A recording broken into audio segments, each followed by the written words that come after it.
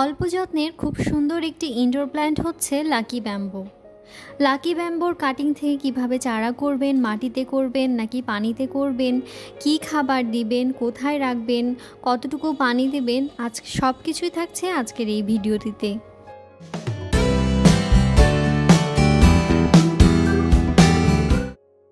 আসসালামু আলাইকুম, আরও একবার স্বাগত জানাচ্ছি আমার ইউটিউব চ্যানেল আপন বারান্দায়। আশা করছি আপনারা সবাই ভালো আছেন। আলহামদুলিল্লাহ আমরাও ভালো আছি। অল্প যত্নের যে সকল গাছ আমরা দেখতে পাই তার মধ্যে একটি হচ্ছে লাকি ব্যাম্বো। লাকি ব্যাম্বো হলো ইনডোর প্ল্যান্ট। লাকি ব্যাম্বো খুব সহজেই করা যায়। একে আমরা বিভিন্ন নামে চিনি, তার মধ্যে আছে lucky bamboo, China water, friendship bamboo, curly bamboo ইত্যাদি। এছাড়া একে কিন্তু ড্রেসিনাও বলা হয়। লাকি ব্যাম্বো পানিতে এবং মাটিতে দুভাবেই করা যায়। দেখতেই পাচ্ছেন আমি দুইভাবেই কিন্তু করেছি। আর একটি চারা থেকে কিন্তু অনেকগুলো চারা করা যায়, পানিতে রেখেও করা যায়, মাটিতে রেখেও করা যায়। এখন বলি যে আমি এখানে মাটি তৈরি করেছি কিভাবে। নর্মাল যেভাবে মাটি তৈরি করি বাগানের জন্য সেভাবেই আমি তৈরি করেছি। এখানে আমি গার্ডেন সয়েল নিয়েছি, বালি নিয়েছি, হাড়ের গুঁড়ো নিয়েছি এবং সাথে জৈব সার ব্যবহার করেছি। লাকি ব্যাম্বো ইনডোর প্ল্যান্ট বলে অনেকে ঘরে রেখে ভুল করেন। শুধুমাত্র ঘরে রাখলে কিন্তু এই গাছ টিকে না, হালকা রোদ আসে এমন জায়গাতেই রাখতে হবে। অবশ্য মাটিতে যদি করে থাকেন তাহলে কিন্তু একটু হলেও রোদে দিতে হবে। যেহেতু এটি ইনডোর প্ল্যান্ট সেহেতু এটি ঘরের সৌন্দর্যকেও কিন্তু বৃদ্ধি করে।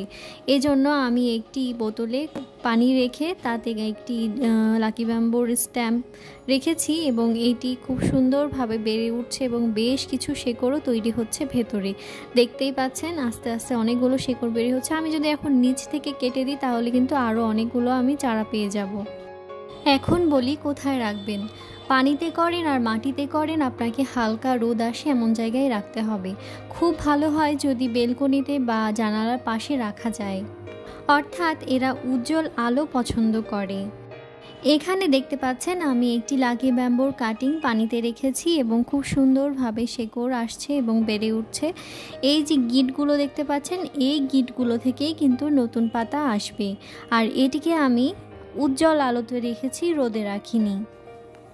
এর পাশে যেই গাছটি দেখতে পাচ্ছেন সেটি কিন্তু ঠিক একইভাবেই আমি করেছিলাম। আর এই যে এইটা দেখতে পাচ্ছেন, এইটা আমি যেভাবে করেছি তার পুরো ভিডিও কিন্তু আমার এই চ্যানেলেই আছে। আর আমি এখানে এই স্টোনগুলো ব্যবহার করেছি, এগুলো আপনারা অ্যাকোয়ারিয়ামের দোকানেই পেয়ে যাবেন।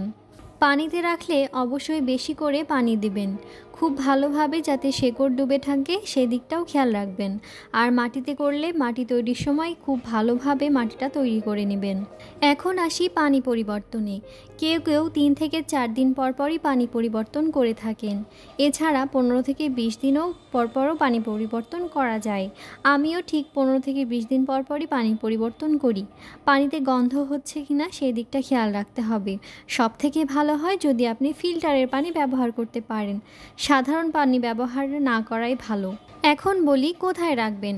সরাসরি সূর্যের আলো কিন্তু এরা পছন্দ করে না, এক্ষেত্রে পাতা পুড়ে যাওয়ার সম্ভাবনা থাকে। এরা উজ্জ্বল আলো ভীষণ পছন্দ করে, তাই উজ্জ্বল আলোতেই রাখবেন। হালকা রোদ ও উজ্জ্বল আলোতেই রাখতে হবে, তবে পাতা যেন সবুজ থাকে সেই দিকটাও খেয়াল রাখতে হবে। পানিতে রাখলে খাবার দেওয়ার প্রয়োজন নেই, মাটিতে রাখলে খাবার দিতে পারেন। মাটিতে রাখলে আপনারা তরল সার ব্যবহার করতে পারেন। তরল সারের নানান রকম ভিডিও কিন্তু আমার এই চ্যানেলেই পেয়ে যাবেন। এখানে আরও একটি কথা বলে রাখি যে একটি পাতা বা স্ট্যাম্প যদি হলুদ হয়ে যায় বা দাগ পড়ে যায় তাহলে কিন্তু সেটি আর সতেজ করা সম্ভব না। প্রতিদিন হলুদ পাতা এবং মৃত পাতা ফেলে দিতে পারেন। লাকি ব্যাম্বো আমি ঠিক যেভাবে যত্ন করি তাই আজকে বলেছি। ভিডিওটি ভালো লেগে থাকলে লাইক, কমেন্ট এবং শেয়ার করতে একদমই ভুলবেন না। চাইলে আমার চ্যানেলটি সাবস্ক্রাইবও করতে পারেন। আল্লাহ হাফেজ।